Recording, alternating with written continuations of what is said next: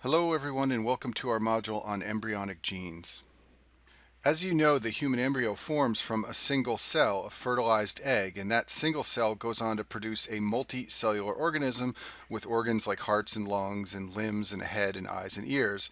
And this process involves the turning on and turning off of lots of different genes. The entire process is complex and poorly understood, but there are a couple of embryonic genes whose roles have been well characterized in the basic science literature. These are listed on the screen here, and we're going to go through what each of these genes does in the rest of this video. The first thing I want to do is define an important term, and that's the term patterning. The fertilized egg, which is a single cell, becomes a multicellular organism with a head, arms, and legs, also with organs like the heart in a certain position and the kidneys in a certain position. And that process is called embryonic patterning, and many of the genes we'll talk about in this video are important for normal patterning of the embryo.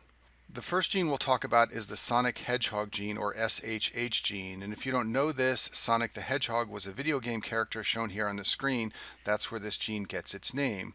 This gene makes the Sonic Hedgehog protein, which is an embryonic signaling protein, and it sends a signal to tissues to develop into many important structures, including limbs and the brain and the eyes. And the two key roles of this gene that you should know about for step one are central nervous system development and limb development. In the central nervous system, the Sonic Hedgehog gene is important for proper formation of the forebrain. The signals from this gene product separate the right and left brain and establish the midline. So if the Sonic Hedgehog gene is dysfunctional, this can lead to the rare condition called holoprosencephaly. The word holo means whole and prosencephalon is the forebrain, so this will be a baby born with a whole forebrain, meaning the baby does not have left and right halves of the brain. This is a slide from our neurology video on embryology, and in that video I talk about how the prosencephalon or forebrain separates into two halves as shown in this picture on the screen here at about 5 weeks. In holoprosencephaly, there's a failure of cleavage of the forebrain or prosencephalon, so the left and right hemispheres do not separate. This can lead to a baby that's born with a single lobed brain. On imaging, there will be no left and right hemispheres. In addition, because the brain does not divide in half, often the face is abnormal, so you can see facial abnormalities like cleft lip and palate, and even cyclopia, which means the presence of a single eye. And in this picture, I've shown a mild case of holoprosencephaly on the left, where the child just has a cleft lip. On the right side, I've shown a severe case where the child has a single eye. That's called cyclopia. So that's the central nervous system role for the Sonic Hedgehog gene. Now let's talk about its other important role in embryology, and that has to do with limb development. You will see this described in your textbooks as limb patterning, and by this they mean the development of the body pattern with the arms and the legs in their proper position. And in order for limbs to develop normally, they have to develop along 3 planes, and let's talk about that in the next few slides. In embryologic terms, limb development is described as occurring along 3 planes. The first plane is the easiest to understand. This is proximal to distal. So for example, if the arm is going to develop normally, the humerus must develop followed by the radius, followed by the wrist. This is proximal to distal development. The second axis is more confusing. This is the dorsal to ventral axis. The easiest way to remember this axis is to remember this famous picture by Leonardo da Vinci that I've shown on the screen here.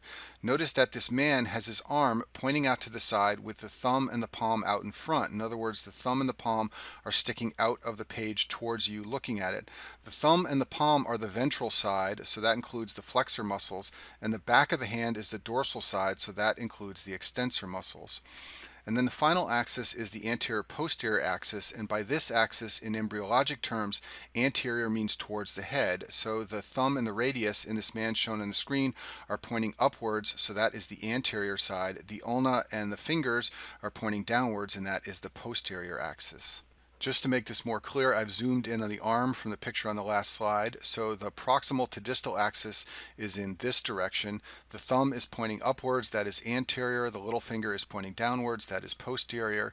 And then the dorsal to ventral axis is going in and out of the screen. So the dorsal axis is going backwards. Those are the extensor muscles of the arm and hand.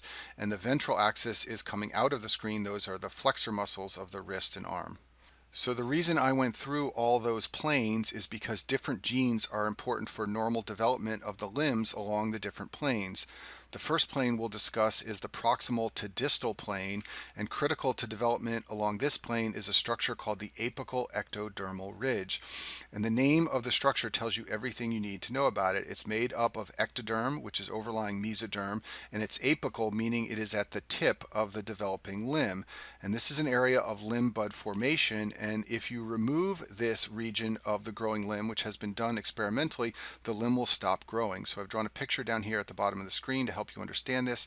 You've got this blue ridge of ectodermal tissue overlying mesoderm, and it is absolutely necessary for limb growth in the proximal to distal direction. The reason the ridge is so critical for limb growth is because signals are going back and forth between the mesoderm and the apical ectodermal ridge that cause the limb to grow. The ridge influences the underlying mesoderm to grow. A zone called the progress zone forms in the mesoderm with growing cells. In addition, the mesoderm also sends signals to the ectodermal ridge to keep the ridge active. And this brings us to one of our second key embryonic genes that you should know for the Step 1 exam, and that is the FGF gene, which codes for fibroblast growth factor. This is absolutely essential for normal limb growth in the proximal to distal direction. If you remove the ridge, as we talked about before, the limb will not grow. However, if you replace FGF, you will get normal growth. So it turns out, and we know this from many experiments, that fibroblast growth factor is the key element in the apical ectodermal ridge to cause limb growth in the proximal to distal direction. Now let's talk about development of the limb along the dorsal to ventral axis. Remember, this is the axis that includes the flexors and extensors. An easy way to remember this axis is to remember that the palm of your hand is a ventral structure and the back of your hand is a dorsal structure. Development along this plane depends on multiple genes. Most of them have strange names like radical fringe and engrailed one. Some are important for development along the dorsal side, some along the ventral side, and some at the border between the two sides. But of all these genes, the one that's most important to know is the WNT7A gene. WNT7A is the key gene for development of the dorsal side of the limb. This gene is active in the apical ectodermal ridge, and it influences the underlying mesoderm to develop into the dorsal surface. The way this gene functions is its product activates a gene called LMX1 in the mesoderm, and this dorsalizes the mesoderm.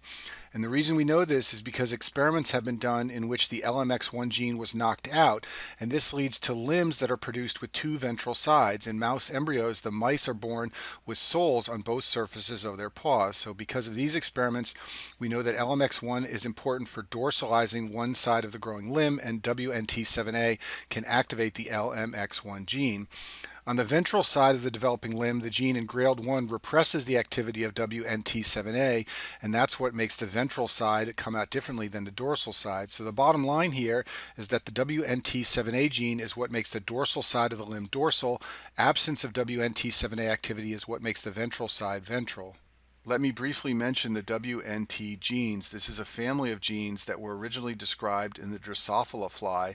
Their name stands for winged integration gene, and these genes are found in many species, including humans. In early embryology in humans, they're important for regulation of the dorsal to ventral axis, as we just described. They also have some roles that have been described later in embryology for development along the anterior-posterior axis. And if you want to read more about this family of genes, I've put a nice review article at the bottom of the screen here.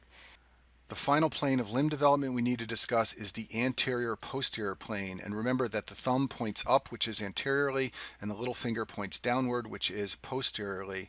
And normal development of the limb in this plane depends heavily on a structure called the zone of polarizing activity. If you look at my diagram on the screen here, the zone of polarizing activity is a zone of tissue found in the posterior limb, which means at the bottom near the little finger. And this zone of polarizing activity influences the apical ectodermal ridge, and that leads to normal development along the anterior-posterior plane. And the major signaling molecule produced by the zone of polarizing activity is our friend, the sonic hedgehog protein. So the sonic hedgehog gene is essential not only for CNS development, as we described before, but also for limb development in the anterior to posterior plane. The last group of embryonic genes I'll discuss are the homeobox genes, or HOX genes. These genes all code for transcription factors, and many of them are regulators of anterior-posterior axis development. Homeotic genes get their name because homeosis is the process of transforming one structure into another. So homeotic genes lead to formation of body segments because they transform tissue in the embryo into a structure. And if you have a mutation of a homeotic gene, this leads to abnormal body part formation. And it turns out that all of the many homeotic genes that have been described have similar sequences of about 180 bases. This sequence is called the homeobox. It's part of the gene, and therefore these are called homeobox or Hox genes. The homeobox genes are a family of genes, and they have names like HOXA1, HOXB1, HOXD1.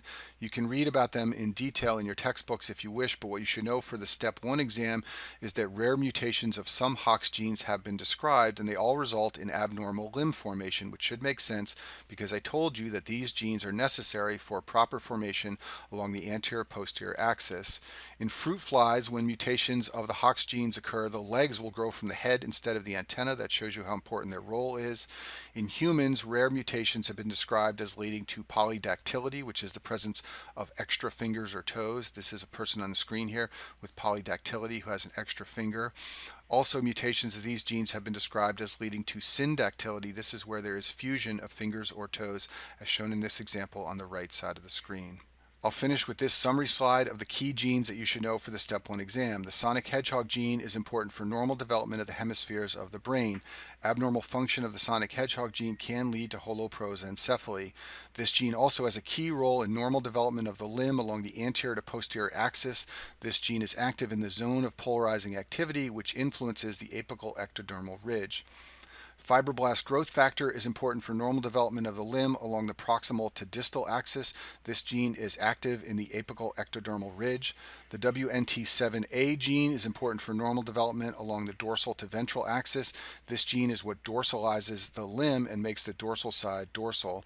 And then finally, the Hox genes are important for normal development along the anterior-posterior axis of the limb, and mutations of these genes have been associated with abnormal formation of the digits and toes. And that concludes our video on embryonic genes.